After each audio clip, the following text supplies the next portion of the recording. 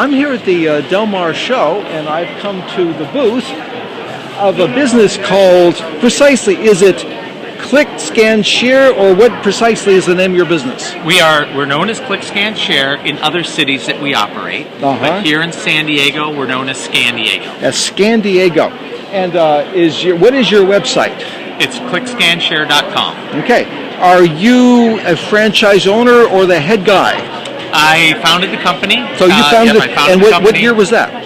2011, 3.5 years. Okay, so 3.5 years ago, you founded this company that is able to take, let's say, for example, VCR tapes and turn them into DVDs, 35 millimeter slides, DVDs, film photo restoration. Oh, yes. So basically, how do you do that? Well, anything that's pre-digital, old photos, slides, film, videotapes, recording wire, all kinds of interest. Recording wire? Yes, recording What is wire. recording wire? So recording wire was prior to magnetic tape.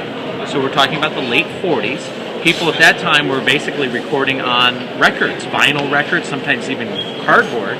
And there was a short stint for wire in the 40s between LP records and magnetic tape, where it's recording wire. It's actually a spool of wire that's notched, and it goes through a machine and it'll play the sound back. Wow. Was that a good technology? Was the fidelity good, or was it pretty poor? It seems like it doesn't have much area to, magnetic tape, you've got about a ½ inch. Yeah. So it seems like that's a lot of bandwidth, where a little wire seems like it might be pretty squeaky. Was that good technology, the wire? I mean, it's pretty awful. Pretty awful. Yeah, I mean, it's pretty awful. But you have done that. You have actually taken. Can you elaborate that on a client that had you take some of these wire tapes and turn them into some MP3 format, or what was the... Sure, exactly, as an MP3 format. So wire was used sometimes for letters and dictation. And so people would have recording wire, which I have transferred that into MP3 recording, love letters. And in that particular case, though, that you're telling me about, is that what they did? Yes, they were two spools of recording wires, which are of unknown, and ended up being spoken love letters. They were spoken love letters. Yes, between mom and dad. Between mother and father. Did you hear some of the salacious details of these love letters? They weren't that salacious. They were lovely. I wouldn't say that. They were salacious. They were lovely.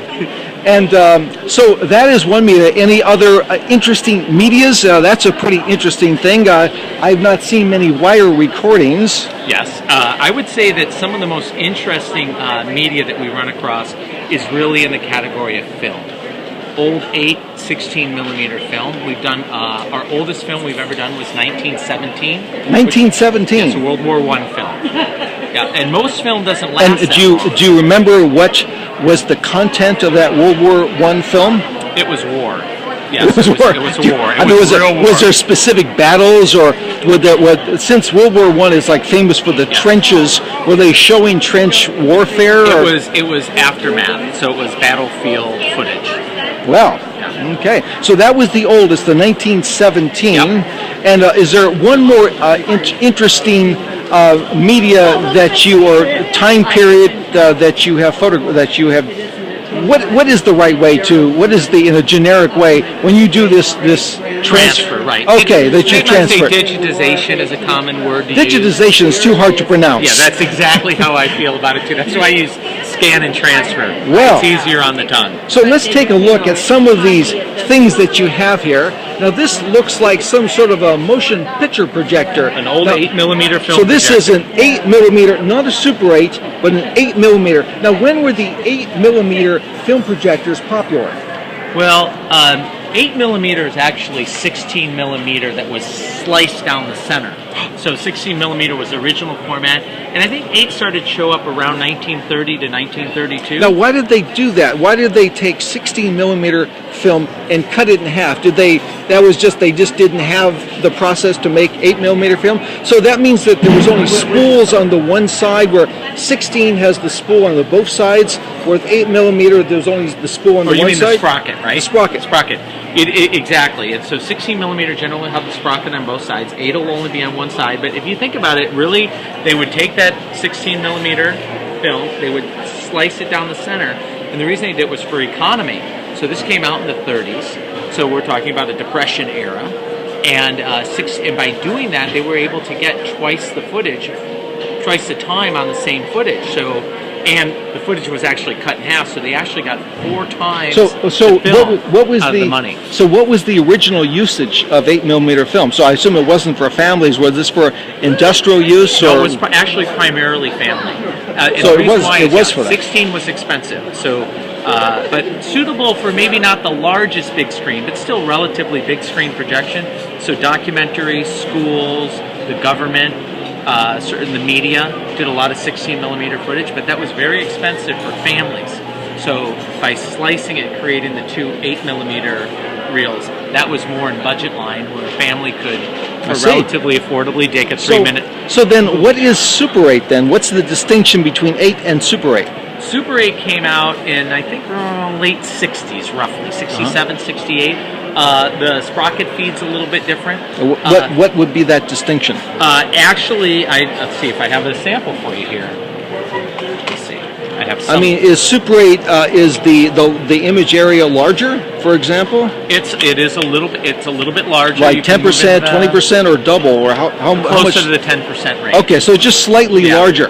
And the, So- and the sprocket holes are a little So bit different. why did they give it such an ostentatious name like Super 8? What was the main advantage of a Super 8 over 8? Well, one of the greatest advantages that Super 8 had that 8 didn't have was the ability to put sound on it. Oh, okay. Well, that's a huge. Yeah, that was a big difference because they didn't have before. They So- have to record sound separately. Okay, so prior to Super 8, so 8mm meant that there was no sound on it. Yeah, there's And almost all. I wouldn't say it's none, but there's almost no 8 sound. And so if a family had these family home movies, they would have to have like a tape recorder and play the tape recorder at the same time that they would play the 8mm. And it took till the 60s for them to get. Well, and also it gets even it's more challenging than that because magnetic tape only started coming out into cassette format in the mid 60s. Yeah, but I assume they were using reel. So they were using reel to reel. Movie and reel to reel. Was this audio. this sounds like a lot of work. Was this practical for families to actually show a film with sound? No. Okay, so No, they weren't really doing that. Yeah, I would say it's very rare. Although I do sometimes get film and audio cassettes bundled together And what do that you did belong to each and what other. do you do with that? Do you have to put those together? I can record them separately and then I can merge them together. Is that difficult for you to synchronize them? I would say that there's some work involved in it, but we do it all the time. So Okay. we're quite skilled at it. Fantastic. Let me